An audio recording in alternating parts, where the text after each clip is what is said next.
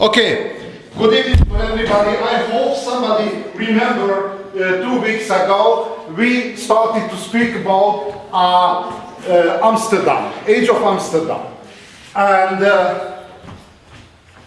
survey shortly the slides 2 weeks before, because 2 weeks it's enough for losing majority of information.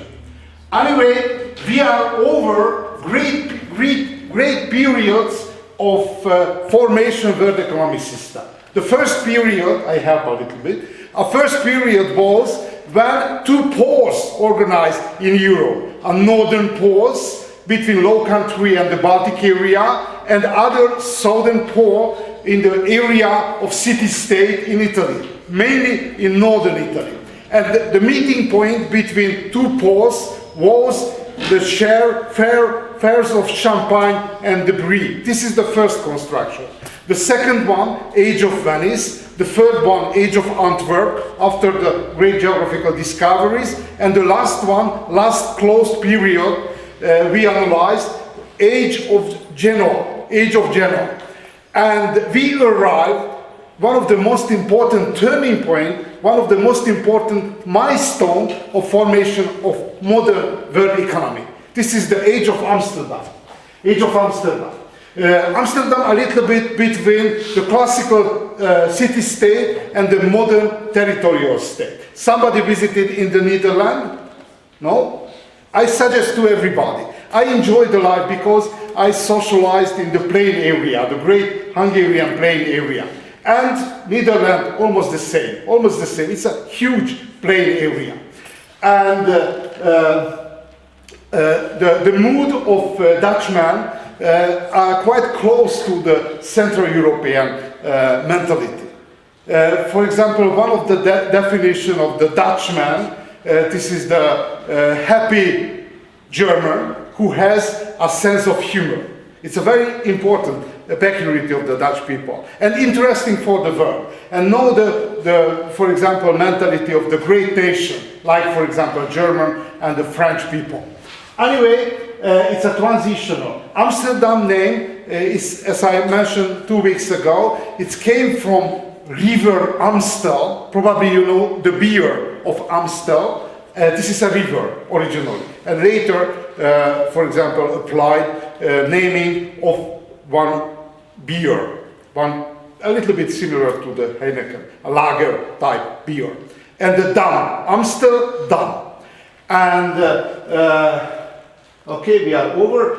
Basically, as I analyze on the time of Middle Ages, it's very bad environmental condition. Therefore, a Dutch people, or not only the Dutch people of Low Country, turned toward, for example, special agrarian activities. It's a cash crops produced, and partly for industrial activity, textile industry mainly. Danger of flood storm. This is the reality of Dutch people from the beginning of last millennia. Large area under sea level, low fertility of soil, and forms of adaptation we are only surveyed shortly. Water regulation, textile industry, fishery, maritime trade, industrialized agriculture. Okay, this is the map without dikes, without water regulation. Majority of the country, temporary or continuously water covered area should to be without dikes and dams. Okay, over. This is the first line of the defense against the storms of Northern Sea, the dunes, and Dutch miracle. The contemporaries. Is it okay if I just stand outside and do it, because I can't? Sorry? I can't concentrate. Can I do it outside? All of my friends here. Yeah. Okay, is it okay? So, Dutch miracle mean very small area. Generally, Hungarians, for example, divide the country, a little Hungary. It's a very, very small country. Compared with the Dutch Republic, half of the recent Hungary. But nobody nobody think about the Netherlands as a small country.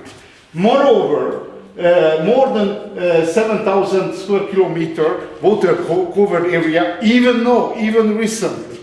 Okay, but the population during the golden age of Netherlands increased, doubled for 1.5 century. It's miraculous. Why? Because majority of country living in urban area. And in the traditional time, the productivity, fertility of urban area very moderate, which is the key of this situation. Immigration. Very high rate of immigration. And we can simplify the problem of migration that the loser of the migration, the area from where moved the migrant, moved the people to other place. And the winner is the country where arrived the immigrants. Later I will analyze the situation in the early modern time. Okay, Dutch agriculture, we are over. It's basically high farming, which founded in northern part of Italy. Cash crops, flax, hemp, grain, hops, tobacco, dye plants. Dairy farming, commercialized agriculture. Okay, fishery. Okay. Basically, 4 great direction of fishery: inshore fishery, herring industry, cod fishery, whale fishery. And this was the last slide. Why? Because on the time of Little Ice Age, it's possible at the beginning of this course I spoke about the climate history. Recently we are living on the age of great warming, the great warming. Majority of the audience was born after the second millennia. I was born in 1963, and very interesting, this was the year when last time the Danube frozen over. After that, never. We are living in the warming period, but very important to mention, in the historical time, the climate changed quite regularly. Probably you know the name of Dickens, Charles Dickens. English author. He wrote at the beginning, in the first half of the 19th century. And the typical landscape on the novel of Dickens, area with deep snow cover. And the people who are walking and traveling, for example, between one city or other, frozen. England, frozen on the travel, on the way, on the highway. Recently, if there is a snow, for example, snowfall, during even winter time, on the BBC there is a breaking down. Not breaking down, which is the interrupt the broadcast. Breaking down. Okay. Breaking down. Interrupt the broadcast on the TV. Oh, like a flash news. How do you say it? It's a special terms. Flash. Yeah, breaking down. Breaking news? Yeah, breaking the news. Okay, so anyway, but in the 19th century, not only in Central Europe, but even in Northern and Western Europe, for example, the Thames frozen over, the Seine frozen over, and organized regional fairs on the frozen water of rivers on the time, even in London and Paris. Anyway, it was a cold period, and majority of Europe and European agriculture lived in the time of shortage. Why? Because vegetation period shortened, and the area of cultivated area in Europe shortened similarly. But except the coastal area, it was a winner of the climate change. Why? Because generally on the time of Little Ice Age, the climate became colder. Therefore, the herrings, which on the time of Middle Ages lived in the area of Norwegian Sea, moved northward. Therefore, the fishermen of England and the Low Country mainly in the Netherlands, became very, very successful. Therefore, generally, a European population live in shortage, quite generally hunger and underfeeding, but the coastal population, sailor and the dock workers, generally the coastal population, it's well fed in consequence of great success of herrings. Look at, for example, in the Dutch Republic, 1,500 fishing vessels specialized to herring fishery.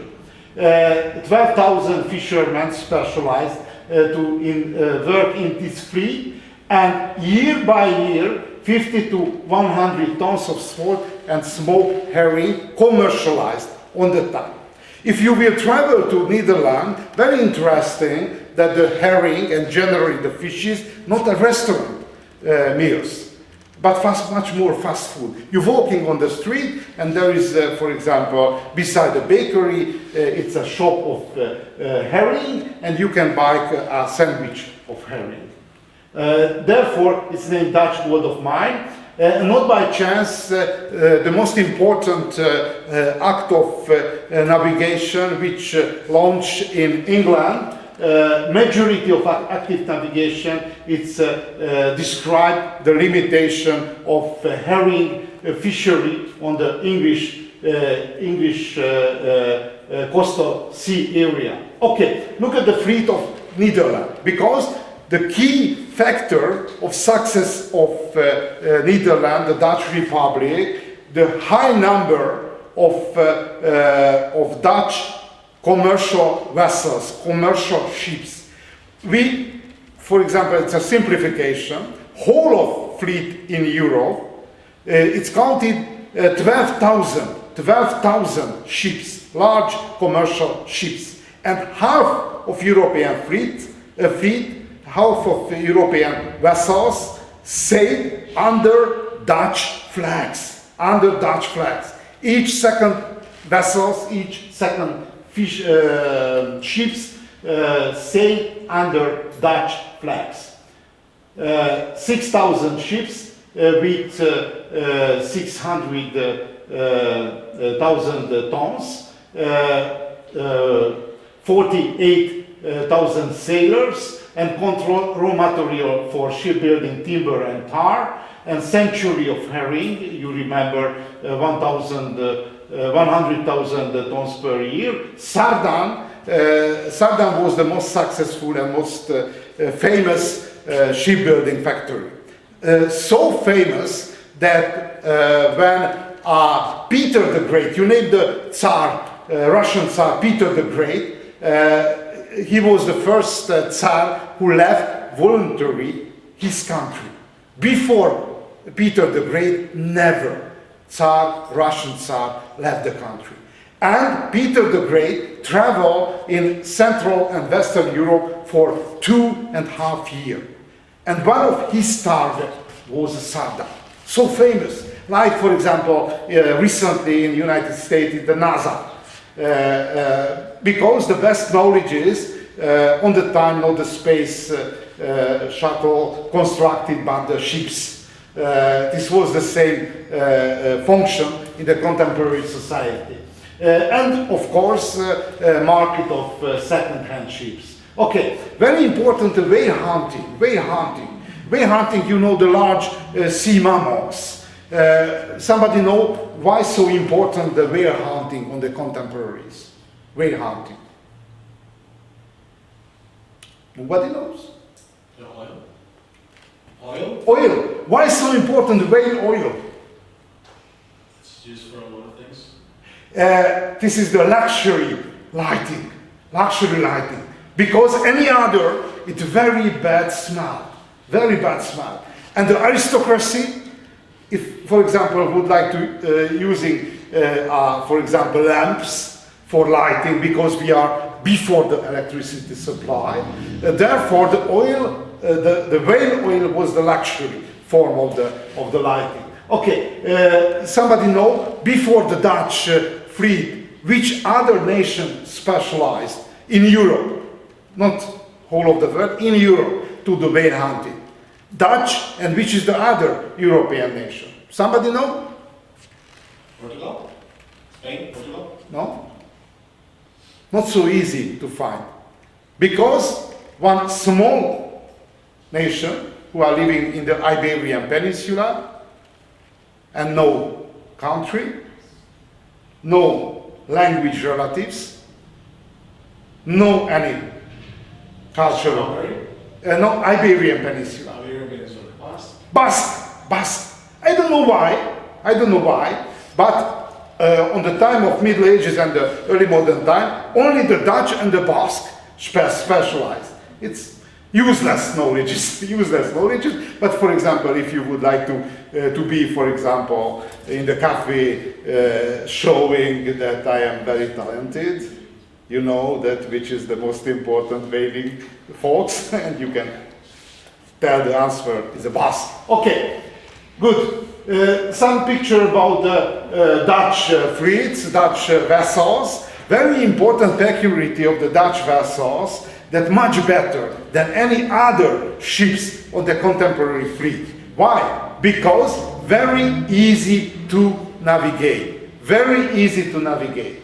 And the number of sailors much lower. Therefore, for example, in the French ships, necessary, it's a middle-sized French ships, necessary 18 sailors. For Dutch fleet, only 12.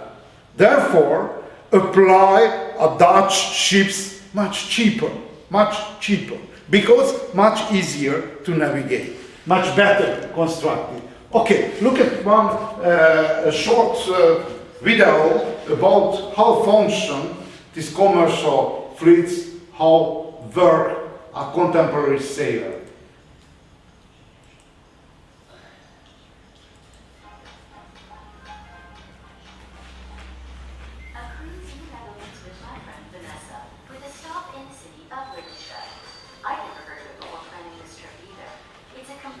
Modern town in the geographic center of the Netherlands, with, to me, one outstanding feature, the Batavia shipyards, where they built a replica of a VOC, that's the Dutch East India Company to you, 17th century. Sorry for a voice, but I don't know These are the ships that brought silver why, and spices but you can read from the subtitle. and built the immense wealth of Holland that funded a huge cultural explosion called the Golden Age, and all those warehouse-lined canals of Amsterdam we still love today.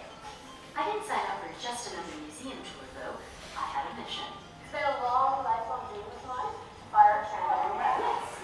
I just sort of make sure an evil streak in me, but this is my game. Oh yeah. This is actually a trainer, not a warship. These ships have, this one had 32 cannons on board. So you want to have a look inside? Yes, we There we go go. then.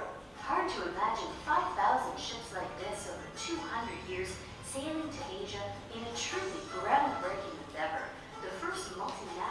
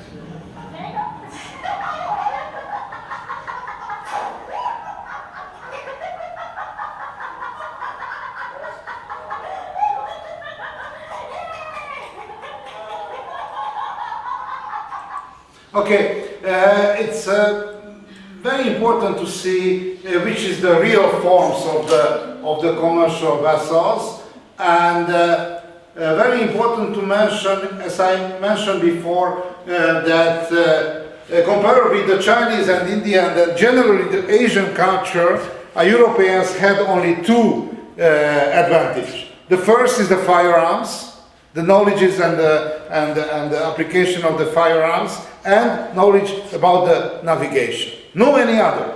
If compare, for example, industry in general sense, agriculture in general sense, Asian culture, Asian economy much developed. Not by chance, as I mentioned before, that when European trader would like to buy Asian products, silk, for example, pepper, nutmeg, and any others, spice in general sense, no other way, only paying with precious metal, no any other way.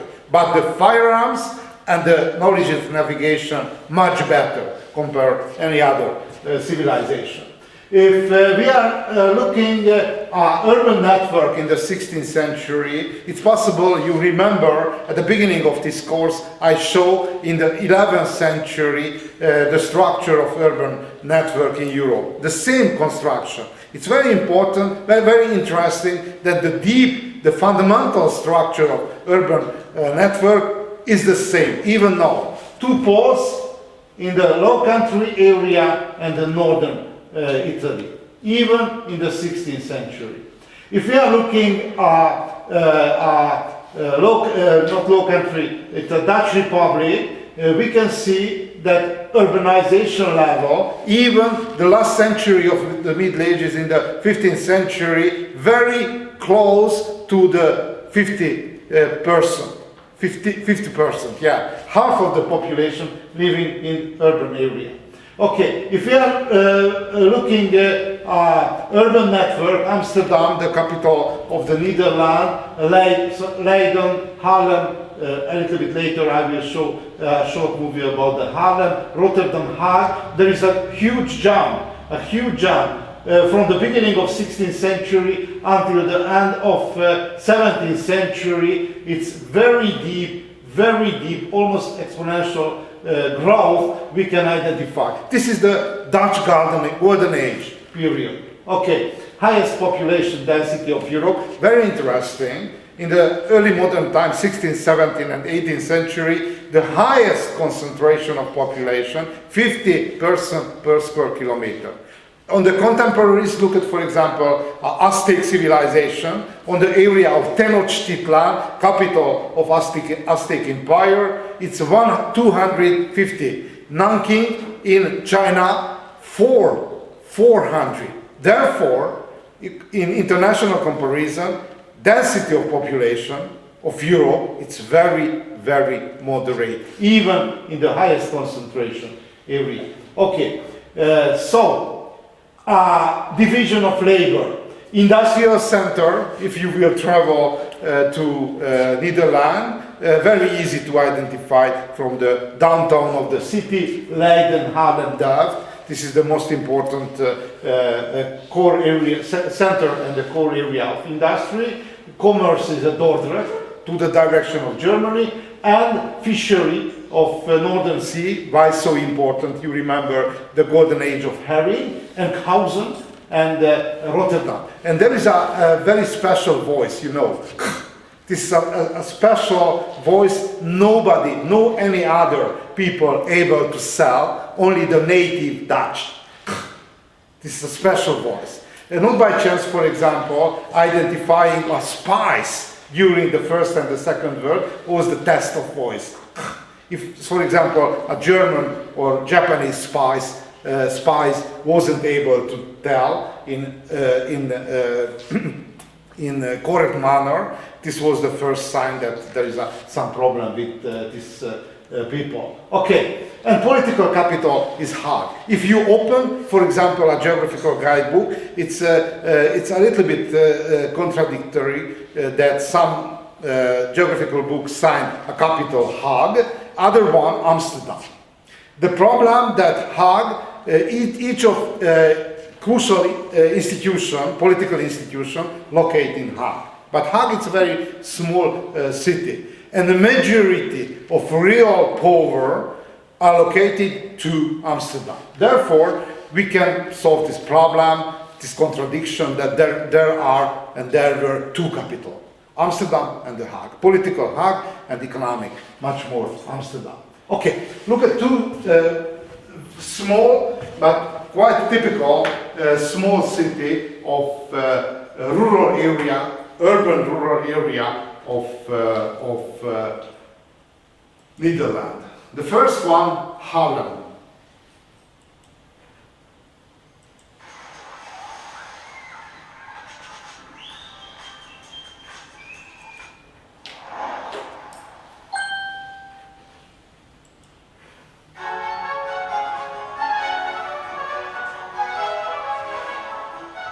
Haarlem, capital city of North Holland, has everything you would want in a quaint Dutch town, including canals, cafes, markets, breweries, churches, and plenty of bike paths.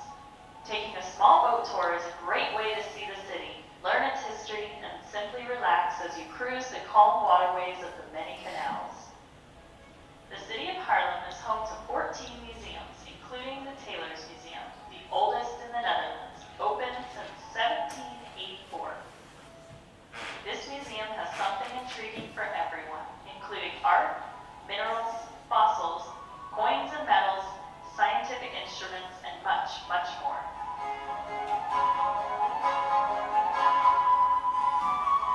In central Haarlem, you will find the Grote Markt, a car-free market square, and home to St. Babokerk, an impressive Gothic-style church.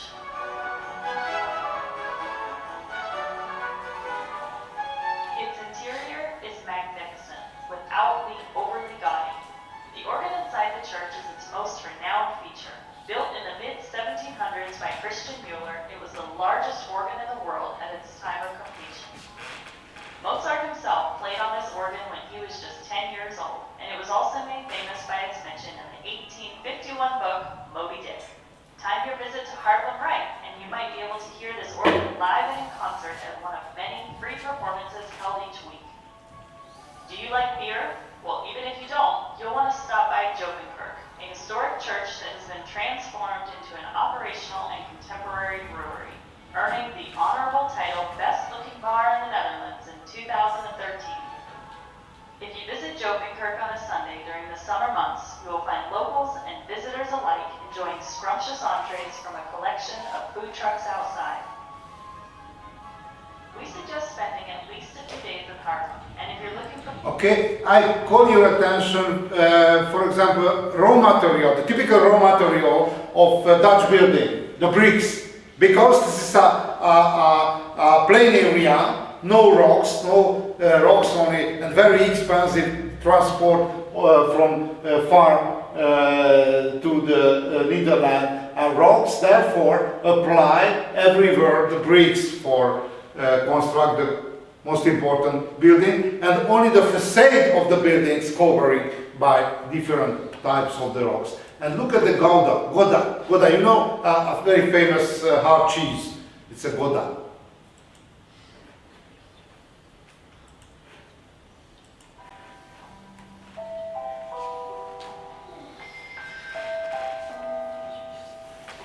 No comments, but show well the atmosphere of Netherlands.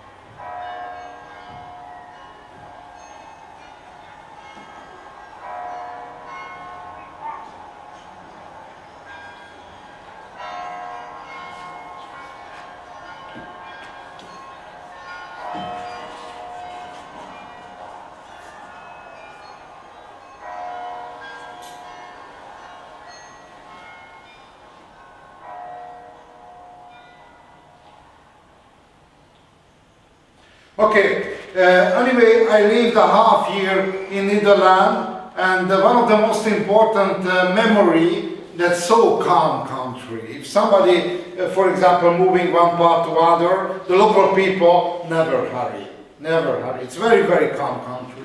And not by chance, for my 60th anniversary, from my daughter received a field trip to Amsterdam for a lot of reasons. Okay, look at the story. Look at the story, how transform a low country to three different countries, because the historical low country, recently Belgium, Netherlands and Luxembourg. This is the area of low country. Look at the story. If we are, for example, try to define the political background of low country, this is one province of Habsburg Empire, under direction Philip II. Main country of Habsburg Empire, this is the Spain. But beside the Spain, there is a area of Naples and Sicily, Sardin, Burgundy, and Low Country. It's a typical medieval or traditional structure of empire, no one unit, but in different parts. This is the same on the case of feudal estates. A lot of small pieces, small estates on the country. No physical connection, one to other. And Philip II would like to, it's a bureaucratical emperor was in the 16th century, and would like to transform for efficient country. This is the age of geographical discoveries. On the time, Spain would like to organize a global power, for example, colonize Mexico and colonize its name a new Spain, colonize Peru, colonize Colombia, colonize until Argentine, and would like to rationalize, would like to transform to more efficient. Therefore, increase the taxes, increase the taxes. The contemporaries, very sensible for the increase the rate of taxes. Look at, for example, independence war of United States. The basic reason would like to introduce, not increase, introduce the taxing in the American colonies. And on the time, in consequence of rising of taxes, aristocracy and the nobility in Low Country, there is a rumor, there is a discussion and a political crisis. On the time, try to solve this problem by Philip II. For example, send one negotiator to Low Country, Hungarian Maria name. Somebody know who was Hungarian Maria? It's possible Hungarian students know.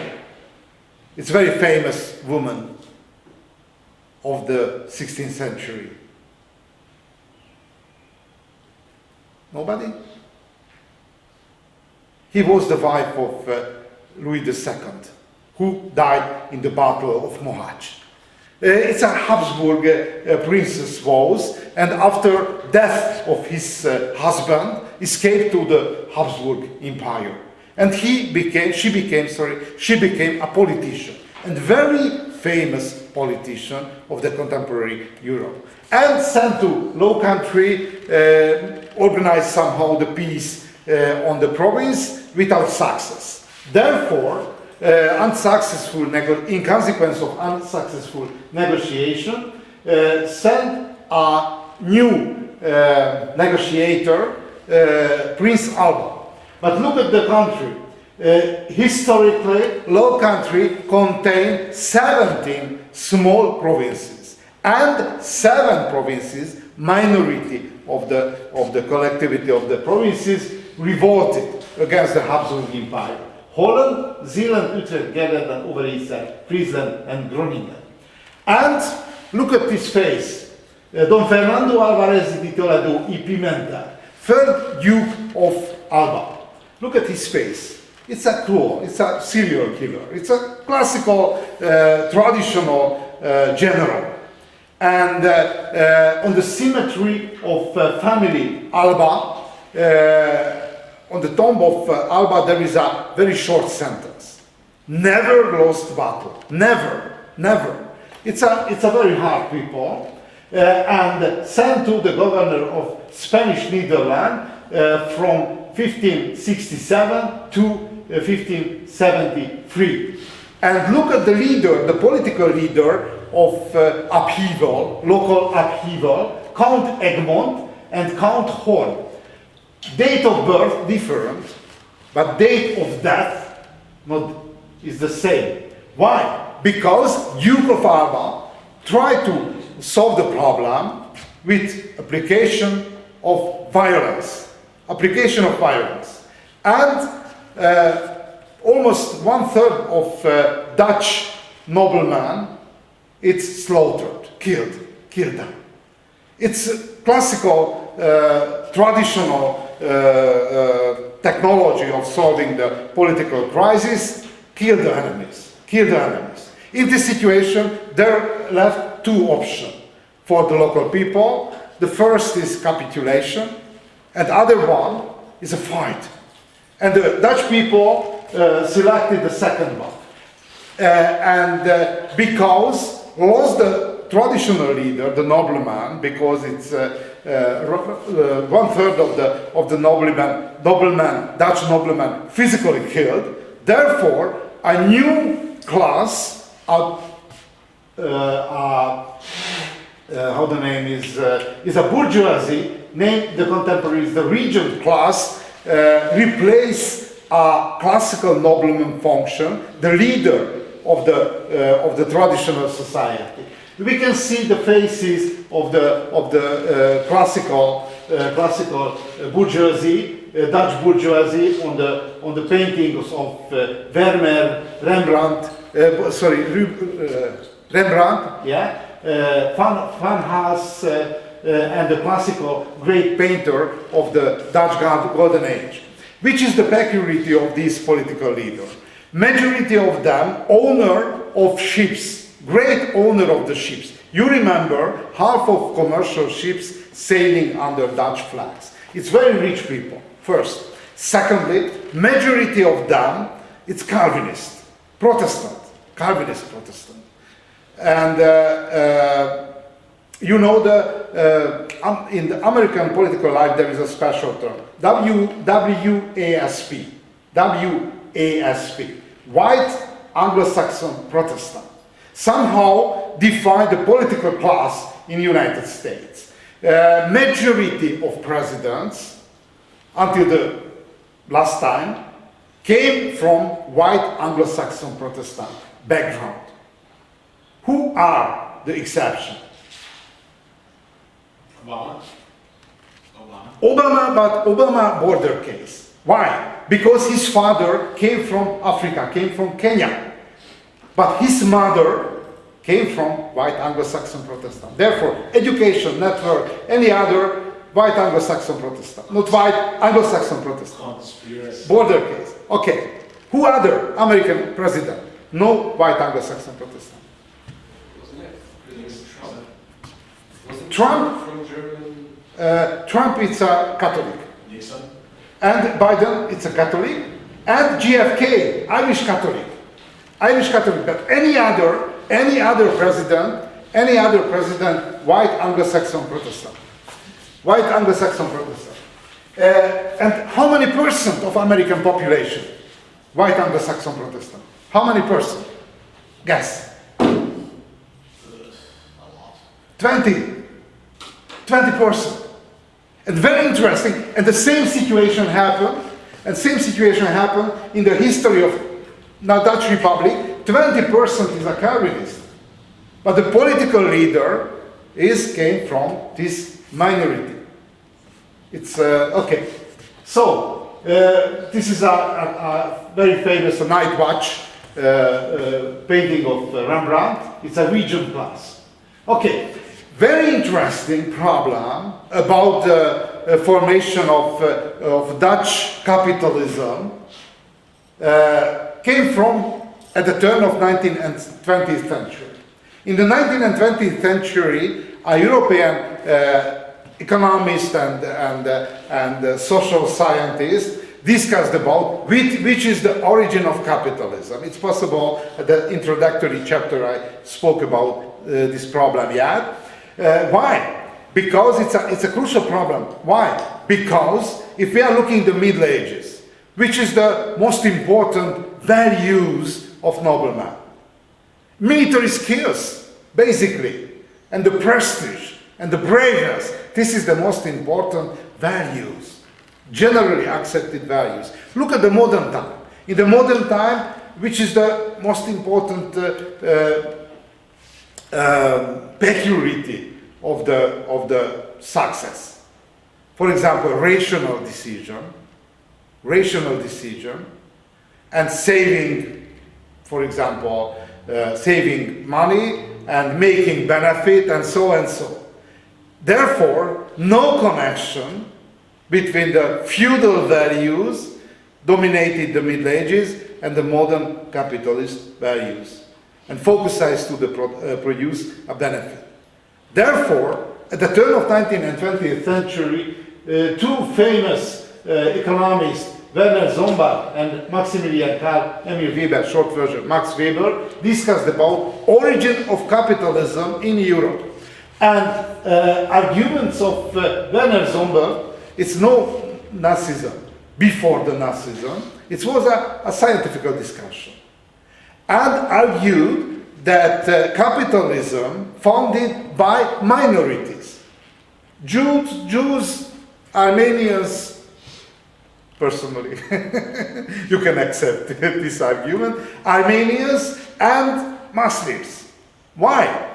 Because these minorities were out of local value system and more successful than local people. For example, you know that in Transylvania, recently is a part of Romania, lived a huge Armenian minorities.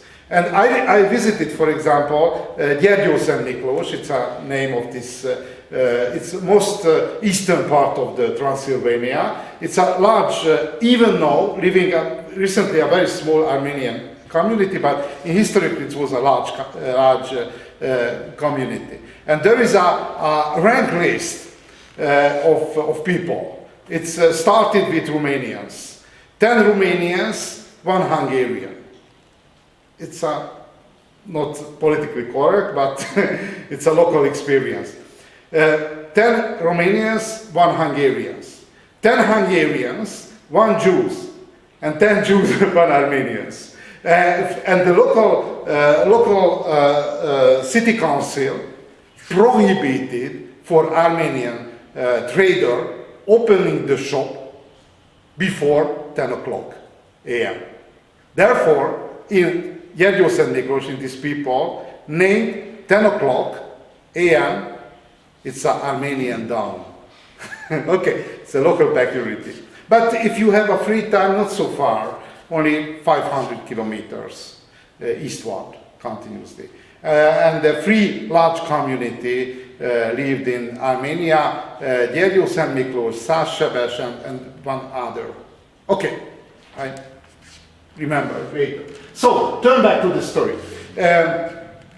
According to Werner Sombart, the minorities implanted to Europe are capitalism. Like more successful strategy of life compared with the local people. But Max Weber argued basically different manner. According to his arguments, capitalism appeared as accident, but any other form that thought by Sombart. If we imagine the local European society, it is a pyramidal. It's a pyramid. On the top is a king or emperor, nobleman, bourgeoisie, and a peasant. And in Netherlands happened an accident in consequence of operation of Duke Alva. The nobility is cut down. And a leader of Dutch Republic became a bourgeoisie. with the value system of the bourgeoisie. Okay, therefore, capitalism, according to Max Weber, was born in political and historical reason in Europe. So, we can follow the Dutch Revolution. Dutch Revolution, basically two lines of the pie. The first one on the Northern Sea, majority of the battle on the Northern Sea won by Dutch fleet, of course, because much larger, much more efficient, but majority of battle on the field lost by Dutch army. Therefore, the strategy of them was a fortification. Constructed a lot of forts. In normal situation, no chance saving the forts. Look at, for example, Hungarian student, raise the hand. Okay, I asked firstly for Hungarian student. During a long Turkish war period, in Hungary, 150 years almost, was a long war time between the Ottoman and the Hungarian Habsburg army. And on this period, 200 siege happened. 200. My question, my guess, how many siege wasn't successful, or other point of view, how many times was successful the defense of the forts? 200. How pieces successful? 1, 2, 3, 10, 11. I ask 3 offers. You know the numbers. 1, 2, 3. Yeah, it's possible that basically in the behavior of the student there is a two direction. I spoke about two education system. A continental strategy of the student survival, focused to the survival. Why? Because you remember elementary school, kindergarten, elementary school, and the secondary school. There is almost continuous connection between and pressure between the teacher and the parents, therefore, which is the strategy in the continental education, a survival only. And the other one, American education system, it's no so high pressure on the student, more open for discussion, according to my experiences anyway. Okay? Therefore, how many times was successful and efficient the defense of the forts? 200. Whole of the siege, 200. I know the answer. I am the final hope. 5 times, only 5 times. Why constructed so many forts? Because increase the expense of the military campaign, slowing down the army and increase the expense. Because you know the name of General Montecuccoli. It's a very famous general of the 17th century. And he spoke, which is the most important for the military campaign. 3 things. Money, money, and money. And money on the military campaign very quickly expired. Therefore, the real function of construction of the force no more than slowing down and transform to very expensive the military campaign, which applied by Dutch Republic and was very successful. Okay, independence war on the maritime front line. The Dutch fleet was successful on the siege. Generally lost the Dutch army, but transformed to very expensive. Okay, basically, a Dutch trader applied 2 directions. The first one, the traditional direction of international trade, the Baltic trade. You remember, it's an old story from the Middle Ages. Appeared the Dutch trader in the 15th century on the Baltic area, fish and salt trade. Charles V obtained a free access to the Baltic Sea, and from the 60s, the Dutch had monopolized the trade of grain and naval stores. And finally, the Flemish trader generally monopolized trade between North Atlantic and Iberian Peninsula. Grain, naval stores, industrial products, backward, salt, oil, wool, wine, and silver. Holland's fortune depends on the build both Spain and the Baltic. And basically, basic problem of when launched independence war. Okay, I missed the define formation history of Dutch Republic started with appearance of Duke Alva. It's happened 1568 and closed. It's 80 independence war closed in the middle of 17th century, 48. The length of independence war was 40 years. Okay. Amsterdam on the time on this period transformed to the international trading center. Okay. Which was the crucial advantage of Dutch Republic. Iberian Peninsula, it's not integrated country. If recently, for example, generally we can understand the missing of integration in the Iberian Peninsula, for example, the recent football. Look at, for example, regional breaking line inside of the Spanish society.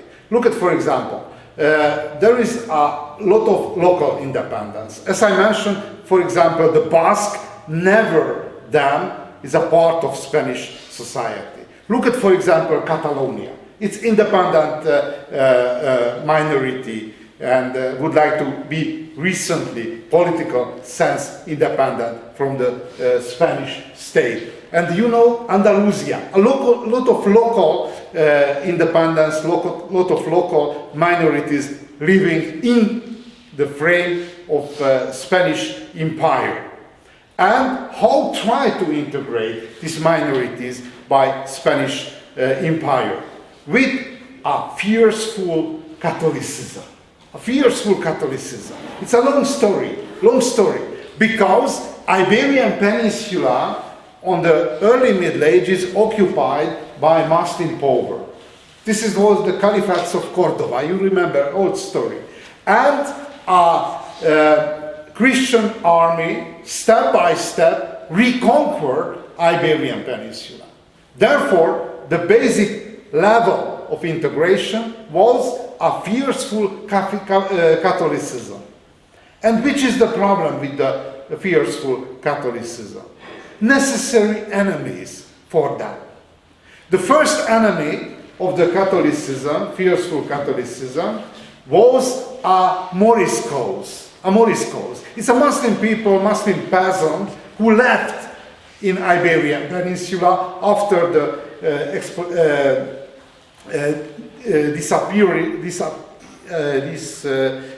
appearing of Muslim political power. Large part of Iberian Peninsula left Muslim. Therefore, the fearful Catholicism find the Muslim minority inside of Iberian Peninsula and expelled to northern part of Africa.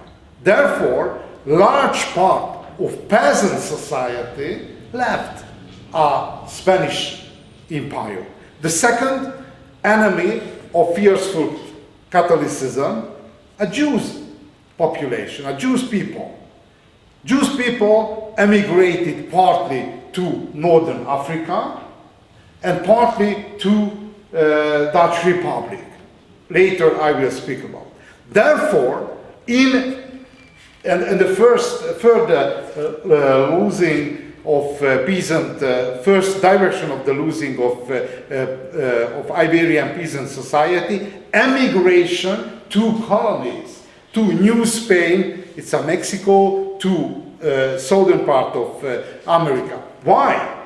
Because even a peasant, look at, for example, story of Francisco Pizarro. I spoke about the Francisco Pizarro, occupied Inca Empire.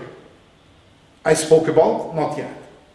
Francisco Pizarro was a shepherd of pigs, lowest rank in the shepherd hierarchy. Shepherd of pigs, emigrated to South America, occupied and conquered Inca Empire, and he became member of aristocracy. Jumped from the bottom of society to the top. It was an example. It's possible. In continental Europe, a little bit American dream, a little bit later, if somebody from his personal skills able to jump from the bottom to the top. Therefore, huge number of Iberian peasants emigrated to Americas.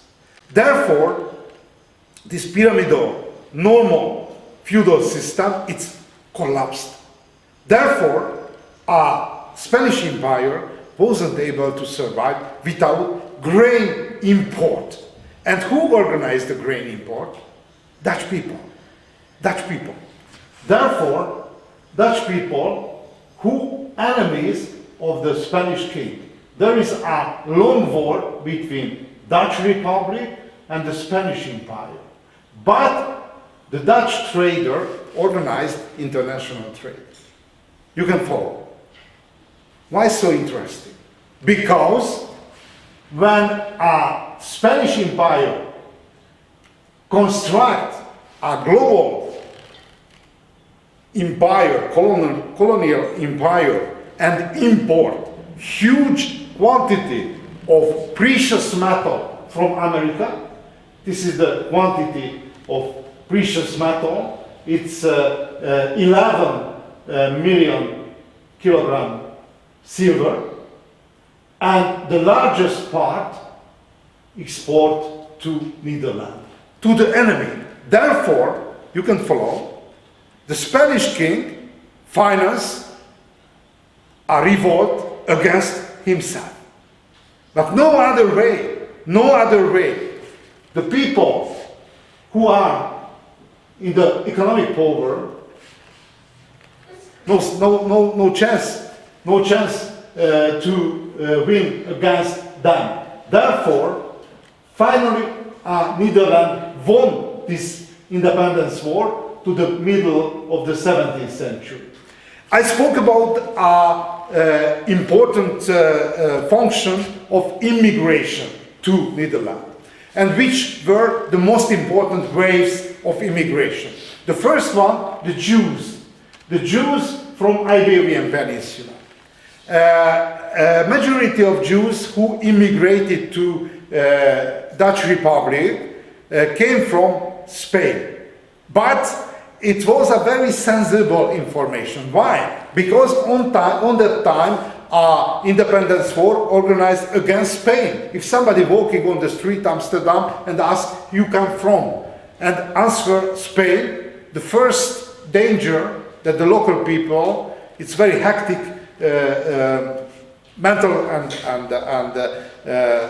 spiritual condition, it's associated maybe as spies. Therefore, a Jewish people who immigrated from Spain changed his and her identity and proliferated the information. We came from Portugal. Not by chance, if you will visit to Amsterdam, the most famous synagogue of Amsterdam named Portuguese. We are Portuguese only. Okay, why so important the Jews? Because the Jewish trader had a lot of information about a Mediterranean area. A Mediterranean area. Jews all the time lived in diaspora. Small local community proliferated everywhere.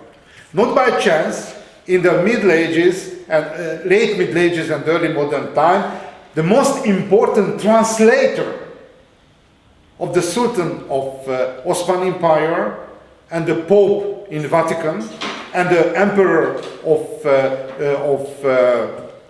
Spanish Empire were Jews. Why?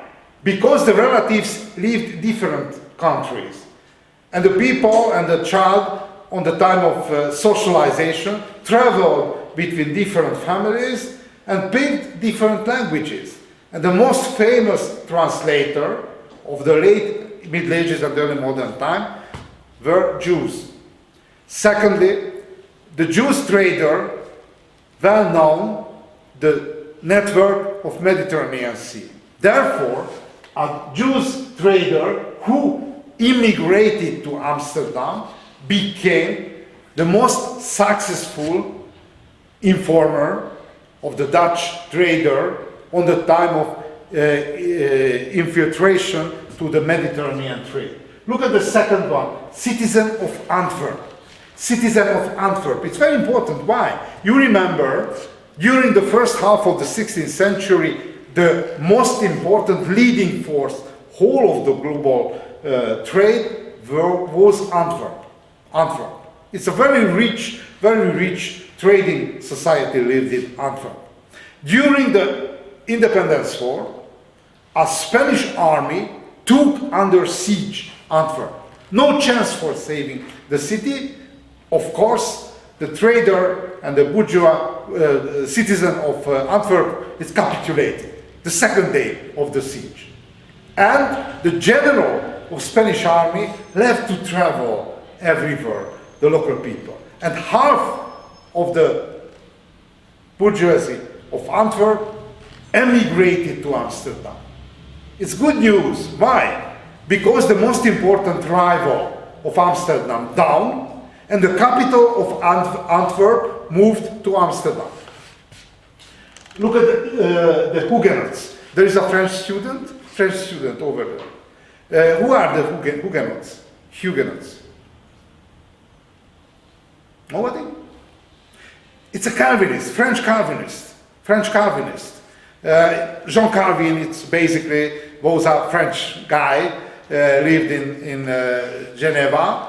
And it's quite a large minority. The best period, 10% of French society converted to Calvinism.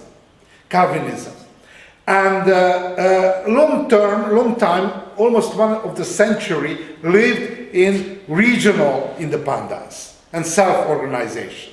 But Edict of Nantes, it's cancelled by Louis XIV. Therefore, 200,000 Huguenots, Calvinists, had to emigrate, one day to other, from France. 1/3 moved to England, 1/3 moved to Netherlands, and 1/3 moved to different German principalities.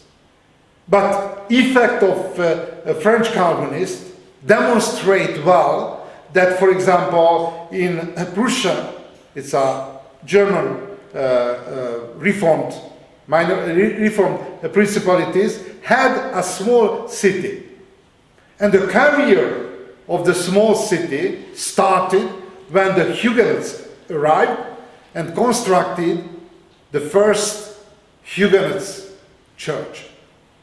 The name of this small Prussian city is Berlin, probably you know.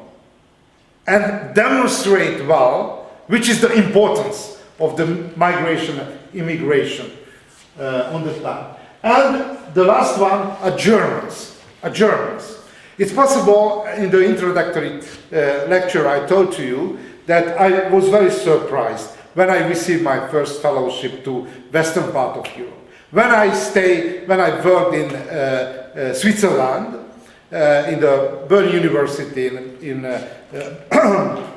Bern, I was very surprised that the Swiss joke are poor and undereducated and the silly people, the Austrian and people of Austria. And when I lived in Dutch Republic, recently it's a Dutch kingdom, Netherlands, I was very surprised, the silly, undereducated, and the poor people, German. From my Hungarian perspective, the picture very different, but historically, the relation between Germans and the Dutch, it's a unbelievable bad. Why?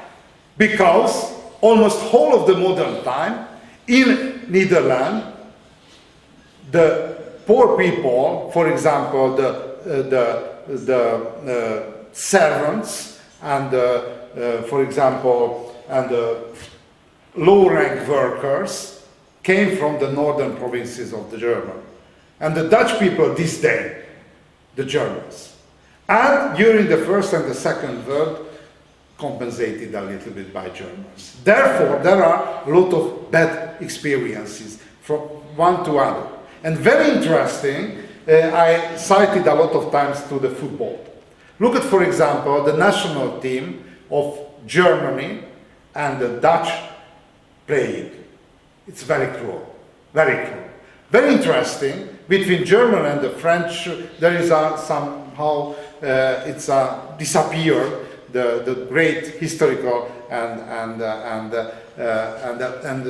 social tension. It's almost disappeared, but very strong between Dutch and the Germans.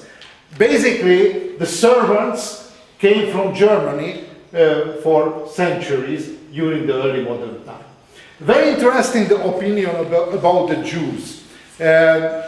For example, an English pamphleter, as I argued before, Jews and other foreigners having opened their own worldwide commerce to them it means Dutch people. And Fernand Brodel wrote about the Jews that the oil on the water records the forms of the water but does not dissolve in the water. Okay, this is the most important migration way of early modern time. For example, Huguenots and the Swiss people, very interesting because very interesting information recently in the death of the Pope in the Vatican. Probably you know, it's Hungarian, the notes on the map, unfortunately, because I didn't find English maps on this topic. Which nation form a bodyguards of the Pope? Swiss Catholic.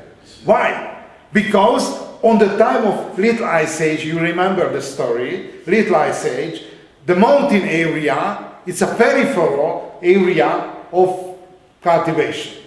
Therefore, on the late Middle Ages and early modern time, Switzerland was the poorest country of Europe. It's very surprising because recently the richest one, the richest from whole of the world almost, but historically, until the beginning of 20th century, very, very poor country. Which is the normal reaction of the contemporary people in shortage situation, travel to guest worker. And which is the best paid guest worker? The soldier. The soldier. And if somebody lived in Switzerland, the people, it's on the mountain area going up and down, it's make a quite strength body. And it's very, very hard worker, very hard soldier.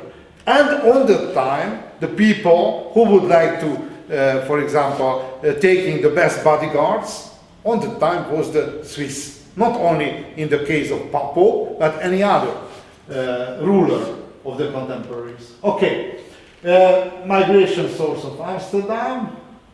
Okay, if somebody visit in Amsterdam and follow in different religion. Didn't you say also that the Albanians were the Westholders too? Last time? Albanians. Albanians. On the case of Venetian Republic, apply the Albanians. But it's very interesting because there is a very popular, how the name is, mercenaries, Albanians, on the area of Balkanic Peninsula and Italy. On the continental area, the Swiss halberdier. You know which is the Swiss halberdier. It's a halberd. It's a peasant weapon because there is a pike, an axe, and a hook. It's a poor people. No money for buying a sword and different complicated arms. Only a very special, like for example, a Swiss knife.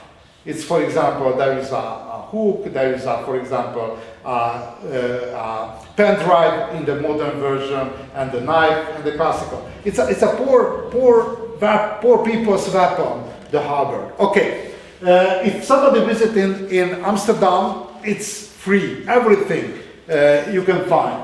For example, in the Calvinist capital, there is 25 Roman Catholic Church. Dutch Reform, Scottish Reform, Wallon Reform, Presbyterians, Episcopalian, Lutheran, Remonstrant, Jews, everything. It's a possible, that I mentioned before, a toleration, religious toleration, indicator of economic development, everywhere. And the untoleration, indicator of decline, everywhere. It's a very reliable indicator. Okay. Capital Hague and Amsterdam, as I mentioned. Very interesting, the political structure. It's, we are over very shortly because not important economic science. It's a republic, basically. But one republic which follow a long war time on the time of 80 years war. There is a prime minister. A grand pensionary, as I name it on the contemporaries, prime minister, every time the prime minister of province Holland. Holland, this is the province which capital is Amsterdam. And the second one, a stadhouder. A stadhouder, it's how the name, it's governor. A governor, historically, heritage on the family of Oranje. You know which is the color of this aristocratic family? Orange. This is the official, and not only, for example, look at the national team of Netherlands, this is the same color. Only one aristocratic family survived the great slaughtering of Duke of Alba. Therefore, it's a double power. Prime Minister organized a civil affair, and the governor, a stadhouder, organized the military campaign as a admiral of fleet, as a general of continental army. Okay, two Kammers, Tweede Kammer, Eerste Kammer. And finally, in international law, international legal system, a peace of Münster accept existence of Dutch Republic and close the long war. My guess, peace of Münster demonstrate appearance of two countries. Netherlands, and which is other country which appear on the political map of Europe? Switzerland. Because it's a Switzerland, it's very special country. Somebody visited in Switzerland? Okay, why so special? Because there are four official languages. French, German, Italian, and Greco-Roman. It's a old style and small minority on the mountain area. And when I visited in the movie, for example, the soundtrack is English and free subtitle. It's a German, French, and for example, how the name is that second Tarantino movie, Pulp Fiction. I try to understand, for example, listening the English soundtrack, and I try to understand from German and the French and the Italian. I never spoke, and also necessary to watching the Hungarian translated version, because slangs and a lot of different forms I wasn't able to understand after my years and 3 different subtitles. Do they also say royal with cheese or quarter pounder with cheese? Yeah, of course. This is the introductory sentence. Subtitles. Yeah. It's very complicated but very interesting that 3 lines and somehow able to organize. Good. Which is the international dimension of the Dutch capitalism. 2 possible directions.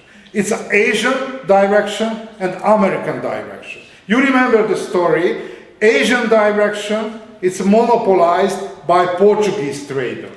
Organized a direct transport of spice from Indian Ocean. Other direction, basically, except Brazil, monopolized by Spanish Empire. This is the Portuguese Empire on the continental part of Africa, India, and the Spice Island, and Brazil. Okay. Which is the strategy of Dutch people? Picking information about sailing way to Spice Island. On that time, the highest profit rate able produce a spice trade. But a Portuguese empire tried to find the secret of the sailing way around Africa to the Spice Island. But the Dutch people sent spice, commercial, like recently, happened the same recently in the modern time, tried with help of industrial spice, trading spice and technological spice, try to solve the problem, to find the access to information. The first one, Jan van Lieshoten, started in the 80s of the 16th century, and the most successful was Cornelius Houtman, and picked enough information to the way on the African coast. And Cornelius Houtman, close to the prison, but solved by a Dutch trader from Lisbon prison, and organized a special company, small company, for financing the travel to Indian Ocean. And sailed from Dutch Republic, from the same way, on the Horn of Good Hope, and this is the green line, it's a Portuguese line. But Cornelius Houtman sailed with four vessels, 4 ships, and opened the way, other way, on the open way to, through the Indian Ocean. Why? Because this was the most important checking point of Portuguese sailing administration between Madagascar and the eastern coast of Africa. Therefore, opened the way and directly approached to Indonesia. And the second travel of Cornelius Houtman produced 400% profit. Unbelievable. It's like a lottery. It's a 5 or different, for example, 5 in the Hungarian lottery. Unbelievable. Therefore, when turned back to Amsterdam, founded a very, very unique and special organization. It's named a Dutch East India Company, original Dutch version, Verenigde Oost-Indische Company. It was a private company. It's very exceptional. Any other country, look at, for example, Spain or England or France or everything, it was a governmental organization, the colonization, except Dutch Republic. In the case of Dutch colonies, organized, founded and conquered by a private company, Look at the indicator of the private company. The stock of private company was 64 tons of gold, staff 10,000, and vessels was 160 number with 8,000 sailors. And the interest rate during the 17th century is the golden age of colonial empire of the Dutch Republic, produced year by year 20 to 40%. Look at, for example, the benefit on the banks. Change around 10%. All the time, unbelievable high income produced, and somehow it was a Phoenician model. You know which is the Phoenician? Phoenician, this is a nation of the antiquity. A Phoenician, who introduced for the money, for example. A Phoenician model or spider model mean no continental colonization. Never. Only the most important, the crucial points of the international trade occupied only. For example, the greatest center of the trade, but no no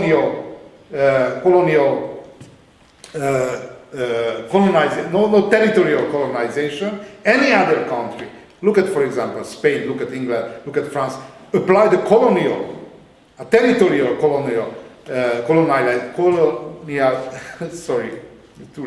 colonization, but Dutch Republic applied the spider model, maximizing the income, maximizing the profit. And how function the spider model, the Phoenician model, I will speak on the next week. Okay, thanks a lot for your attention, and I ask you patience for some minutes.